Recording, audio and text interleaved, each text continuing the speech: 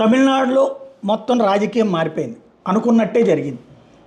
అన్నామలైకి ఒక అవకాశం ఇచ్చారు మొన్నటి పార్లమెంట్ ఎన్నికల సందర్భంలో గట్టి సీట్లు సాధించడానికి.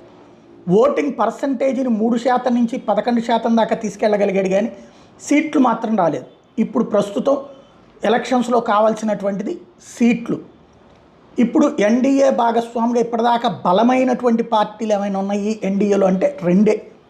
ఒకటి జేడీయూ, రెండవది తెలుగుదేశం పార్టీ. తెలుగుదేశమే పెద్ద భాగస్వామి, రెండవ భాగస్వామి జేడీయూ.